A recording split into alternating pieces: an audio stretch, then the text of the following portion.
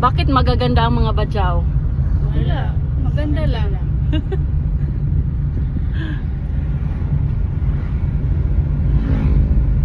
Magkapatid talaga kayo? Ah, Mama at papa. Isang dugo. isang dugo, isang laman. Isang ina, isang ama. Ah. Magaganda. Pero may kukulitan. May kakulitan. Si Sanya. At least close kayo. Alam nyo ba sa hirap sa buhay, kapatid lang ang hindi nangiiwan. Sabi nga nila, awayin mo na lahat, wag lang yung kapatid mo.